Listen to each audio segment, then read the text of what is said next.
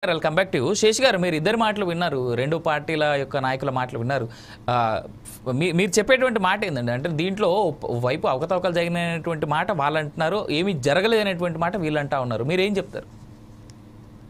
ఇప్పుడు విచారణకు call for చేస్తున్న సందర్భంలో మీరు అనేవన్నీ బయటకు వస్తాయి కానీ, బట్ ప్రభుత్వ పాలసీలు ఎట్లున్నాయనేది చెప్పడానికి నేను ఒక 2-3 ఉదాహరణలు చెప్తాను. ఇప్పుడు ఓఆర్ఆర్ అనేది హైదరాబాద్ కు ఒక మణిహారం. అది చాలా అది ఒక ఓఆర్ఆర్ వచ్చిన తర్వాత హైదరాబాద్ రూపురేఖలే మార్చేసింది కదా. అంత విలువైనటువంటి ఒక ప్రాజెక్ట్ ని, అంత విలువైనటువంటి ఒక ప్రభుత్వ ఆస్తిని మనం ఏకపక్షంగా ఏదో ఒక ప్రైవేట్ సంస్థకి డబ్బుల కోసం లీజ్ కియటం అంటే ఎంత ఫూలిష్ డెసిషన్ అండి. అది కూడా 30 సంవత్సరాలు దేశవ్యాప్తంగా రోడ్లన్నీ ఇయ్యట్లేదు అన్న. ఇప్పుడు దేశవ్యాప్తంగా నేషనల్ హైవేస్ అన్ని మన చేతిలో గవర్నమెంట్ నడుపుతుందా? ఉపేంద్ర గారు వినాలి, చెప్పండి మరి, అది కూడా ఆలోచించాలి కదా మనము. ఉపేంద్ర గారు, దేశవ్యాప్తంగా ఉన్న నేషనల్ హైవేస్ ప్రభుత్వం చేతుల్లో రైల్వేస్ ఉన్నాయా, ఎయిర్పోర్ట్స్ ఉన్నాయా? అసలే మాట్లాడలేదు. అన్ని చేయాలన్నా మనము. ఉపేంద్ర గారు, ఆయన శేష్ గారు ఒక మాట, కోర్టులో వాదించినట్టు మాట్లాడితే కుదరదు. శేష్ గారు ఒక మాట, శేష్ గారు కొంచెం కంట్రోల్. ఉపేంద్ర గారికి నేను రిక్వెస్ట్ చేసేది, శ్రీనివాస్ గారికి రిక్వెస్ట్ చేసేది ఏంటంటే, శేష్ గారు ఏ పార్టీకి సంబంధించినటువంటి వ్యక్తి కాదు, is a neutralised political analyst. So ఆయన మాటలు మనం విందాం. అసలు ఆయన ఉద్దేశం ఏంటి, ఒక కామన్ మ్యాన్ ఏ యాంగిల్లో ఆలోచిస్తారనేటువంటి యాంగిల్లో కొంత లోతైన విశ్లేషణలు అందిస్తారు కాబట్టి మన పొలిటికల్ అనలిస్ట్ని కూడా ప్రతి డిబేట్కి పిలుస్తాం. రైట్, శేష్ గారు ప్లీజ్ కంటిన్యూ. అదే, ఇప్పుడు అంత విలువైనటువంటి ఒక ఆస్తిని ఒక ప్రైవేట్ కంపెనీకి సరే ఎక్కువకో తక్కువకో లేకపోతే ప్రాఫిట్ కో అన్ ప్రాఫిట్ కో కట్టబెడితే భవిష్యత్తులో వచ్చేటటువంటి కాన్సిక్వెన్స్ కి, పరిణామాలకి భారం ఎవరిపై పడుతుంది? 2 నష్టాలు జరుగుతాయి. నష్టం ఒకటి ఏంటి అని అంటే, ఇట్లాంటి లీజ్ విషయాల్లో ఇట్లాంటి ప్రైవేట్ కంపెనీలకు ప్రభుత్వ ఆస్తులు లీజుకి ఇస్తే, ఒకటి ప్రభుత్వానికి వచ్చేటటువంటి ఆదాయాన్ని కోల్పోతాము, రెండోది ప్రజలపైన భారం పడుతుంది. ఇప్పుడు మనం ఇచ్చినటువంటి లీజ్ ఏంటది, టీఓటీ ప్రాసెస్ లో ఇచ్చాం, అంటే అది టోల్ ఆపరేషన్ ట్రాన్స్ఫర్ సిస్టమ్ లో ఇచ్చాం.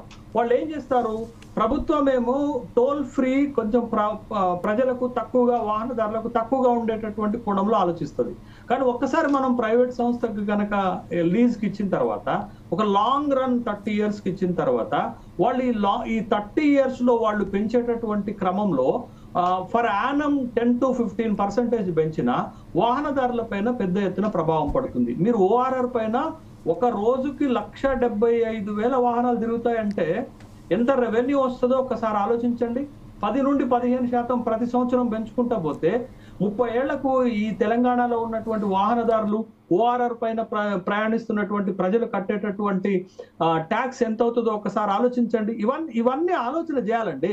ఏదో తాత్కాలిక ప్రయోజనాల కోసం అప్పటికప్పుడు డబ్బులు కావాల్సినటువంటి అవసరం ఉంటే ఇట్లాంటి వాటిని తాకట్టు పెట్టడం మంచిది కాదు అనేటటువంటి విషయం ఒకటి వ్యక్తమవుతుంది. రెండోది, ఇవాళ ఏ ప్రాజెక్టులు చేపట్టినా, అంటే బీఆర్ఎస్ ఉన్నప్పుడైనా కాంగ్రెస్ ఉన్నప్పుడైనా ఏ ప్రాజెక్టులు చేపడుతున్నా మెథడ్ ఏంటంటే పబ్లిక్ ప్రైవేట్ పార్ట్నర్షిప్, పిపిపి అనే ఒక మెథడ్ ను పట్టుకొచ్చాం మనం. ఈ మెథడ్ లో ఇవాళ స్కిల్ యూనివర్సిటీని ఏర్పాటు చేస్తున్నాం, ఇదే మెథడ్ లో స్పోర్ట్స్ యూనివర్సిటీని ఏర్పాటు చేస్తున్నాం, ఇదే మెథడ్ లో ఫ్యూచర్ సిటీని ఏర్పాటు చేయబోతున్నాం, ఇదే మెథడ్ లో మెట్రోని మనం డెవలప్ చేయబోతున్నాం. ఇదంతా ఏముంటుందనంటే, లాస్ట్ కి ప్రైవేట్ ఆధిపత్యం ఎక్కువైపోయి, ప్రైవేట్ వాళ్ళ పవర్స్ ఎక్కువైపోయి, ప్రభుత్వం నామినల్ అయిపోయి, ఇంత విలువైనటువంటి ఆస్తులను వాళ్ళకి అప్పచెప్పాల్సినటువంటి సందర్భం వస్తే అది ఎవరికి నష్టం జరుగుతుంది?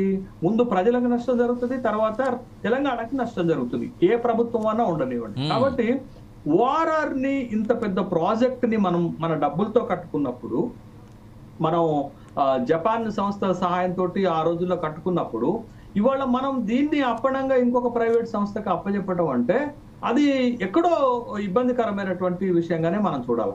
ఒకవేళ ఈ లీజ్ ప్రాసెస్ లో కనుక ప్రభుత్వం భావిస్తున్నట్టుగా అక్రమాలు జరిగి ఉంటే, నిబంధనల ఉల్లంఘన జరిగి ఉంటే, అవినీతి జరిగి ఉంటే అది ఇంకా నష్టం చేస్తుంది.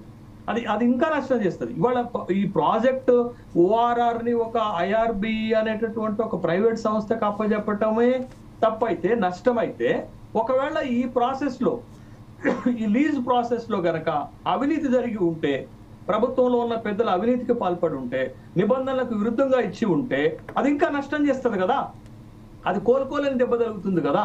కాబట్టి ఇవాళ ప్రభుత్వము సరే బీఆర్ఎస్ఏ విచారణకు అడిగింది, ప్రభుత్వం సిట్ వేసి దీంట్లో జరిగినటువంటి ఉల్లంఘనలన్నిటినీ బయటకు తీసి ఒకవేళ దీన్ని రద్దు చేసుకునేటటువంటి అవకాశాలు కూడా ఉంటాయండి ప్రభుత్వాలకు.